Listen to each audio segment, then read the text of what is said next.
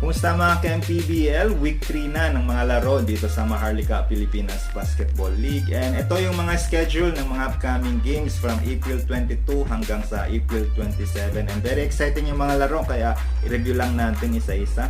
On April 22, pupuntang MPBL dyan sa may Alonte Sports Complex dyan sa may Binyan City for the home game of Binyan Tatakchel. At 4 PM po maglalaro yung Pampanga versus Mindoro. Pampanga is searching for their second win, whereas itong Mindoro, they are also searching for their second win. And at 6 PM, Negros naman versus Zamboanga. Ito yung parehas na team ay undefeated, 3-0. So tingnan natin kung sino ang unang team ang mananatiling undefeated and sino naman yung magkakaroon na ng unang talo. And finally, at 8 PM on April 22 ay ito yung home game ng Binyan Tatakchel versus Abra Weavers. So ito yung first game of the season ng Binyan Tatakchel. Nanggaling kasi sila sa PSL kaya naman na-move din yung mga kanilang first game of the season. So finally, mag-debut na sila bukas. Unfortunately, in-announce ng Binyan Tatakchel na hindi makakalaro yung si Ronnie Alonte kasi isa rin si Ronnie Alonte sa mga inaabangang bagong player ng MPBL and in particular nitong Binyan Tatakchel.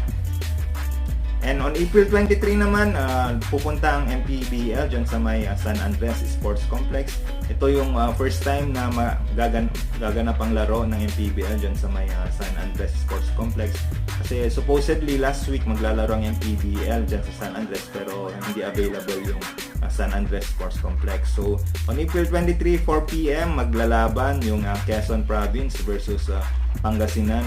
Very interesting din itong laro na to, especially sa Quezon kasi nga yung si LJ Gonzalez and si Cyrus Torres and yung nagbabalik na si Gab Banal. So very exciting din. Ang daming mga magagaling na players nitong Quezon. And of course, Pangasinan, andyan pa rin yung sina Edda Kiwag, sina Hesed Gabo and si Coach Gerson Cabiltes.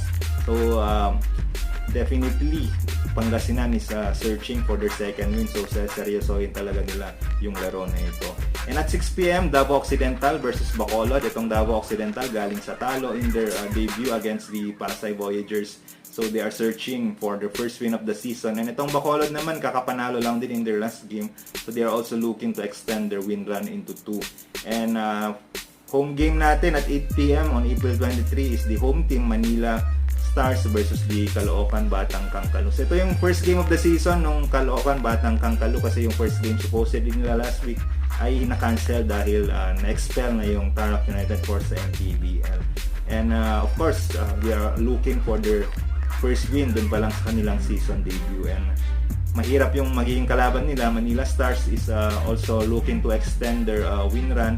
And of course, home court ito ng Manila Stars. So hindi basta-basta papayag na matalo itong Manila Stars.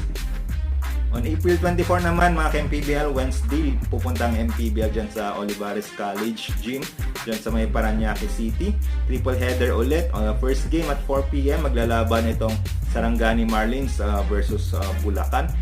Parehas na galing sa talo itong dalawang kupunan na ito. Itong Bulacan, wala pa silang panalo. So, they are searching for their first win and definitely hindi sila papayag na maging 0-5 na sila or 0-4 na sila this season. Ang Sarangani din, they're also looking for their first win.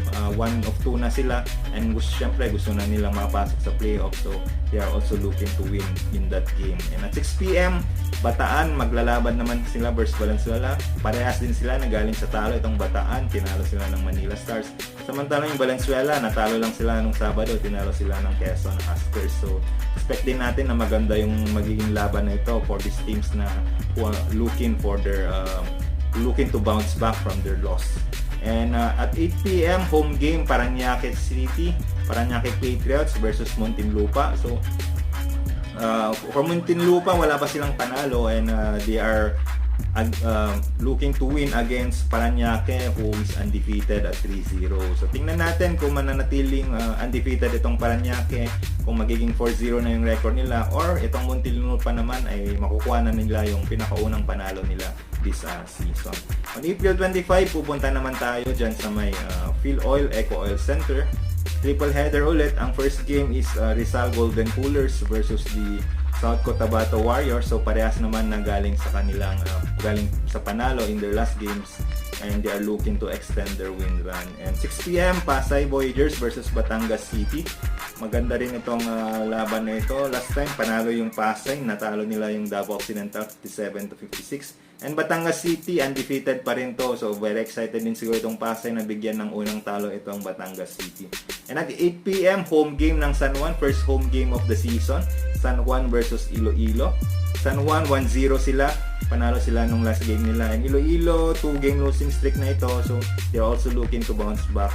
And of course, kaabang-abang din ito kasi yung sina CJ Cancino and Mark None pa rin maganda yung nilaro nila last game against Parañaque Patriots. And on April 26, Friday, babalik ulit ang MPBL dyan sa Alonte Sports Gym dyan sa may Binyan City. Triple header ulit.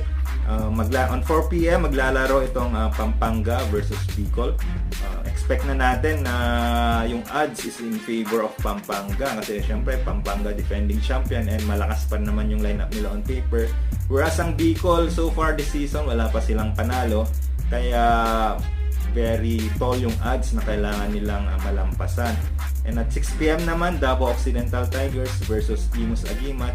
On paper din highly favored naman itong Davao Occidental Tigers kasi ang dami nilang ex-PBA players. Samantalang Imus, wala silang masyadong ex-PBA players. And the record speaks for itself. Yung Imus, wala pa rin panalo hanggang sa ngayon. So tingnan natin kung makukuha ba ng Imus yung kanilang unang panalo kontra dito sa Davao Occidental Tigers. And at 8 PM, the Binyan Tatakjel will host the visiting Quezon City to the action. And Quezon City, kakagaling lang nila sa talo dun sa Nueva Ecija. And masakit yung pagkatalo nila kasi lamang na itong Quezon City to the action and nahabol pa sila ng Nueva Ecija in their last game. And tingnan natin kung nag-improve na yung ability ng Quezon City to finish out the game. Kasi yun yung nagiging sakit din ng ibang team. Maganda yung nilalaro nila for the first 3 quarters. Pero pagdating na sa 4th quarter, yun yung pinaka-importante sa lahat ay dun pa sila bumibitaw.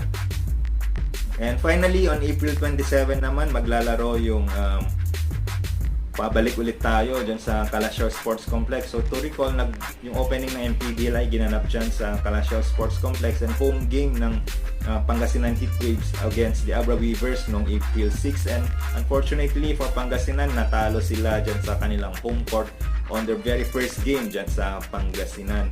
Kaya naman, on April 27, definitely gutom na itong mga Pangasinan for the first home win dyan sa Calasiao Sports Complex. Kaya abangan natin. Marikina versus Pangasinan. Yan yung main game on April 27. Pero before that, syempre, yung triple header ulit yan. Yung at 4 PM on April 27, maglalaban itong Nueva Ecija versus Mindoro. Highly favored itong Nueva Ecija based on their lineups. And 6 PM naman maglalaban itong Abra Weavers versus the Negros Muscovados. And yun nga, at 8 PM is Marikina versus Pangasinan. So ayan mga ka-MPBL, almost all 29 teams na ay maglalaro na this April 22 to 27. And although kakasimula pa lang ng season is very important pa rin na maipanalo ng mga teams yung mga games nila as early as now. Otherwise, baka doon pa sa dulo, kung doon ka pa sa dulo maghabol, baka hindi na umabot or too late na. And of course, mapapanood nyo lahat ng laro ng MPBL sa MPTV Channel 98 sa Signal and sa Channel 53 sa Satellite.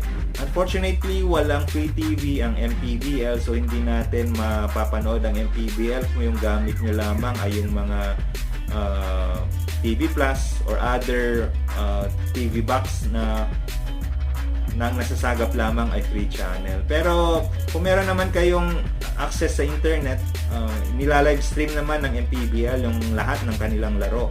So pwede nyo mapanood sa live stream dyan sa official Facebook page ng Maharlika Pilipinas Basketball League. And punta naman kayo sa YouTube, andun din yung channel ng MPBL. Search nyo lang yung MPBL Live and lalabas na yung official channel ng MPBL. And of course, kung gusto ninyo manood kayo sa mga venue, libre lang naman. Almost all ng venues ay libre lang naman ng entrance fee. Although may mga ibang venues na nagsa-charge ng ticket, depende. Kaya depende yan sa team kung lilibre ba nila yung entrance fee or magbebenta sila ng ticket. And there you go. Patuloy nyo lang na abangan itong MPBL, and kita-kits ulit tayo next week para sa mga additional games ng MPBL. Maraming salamat.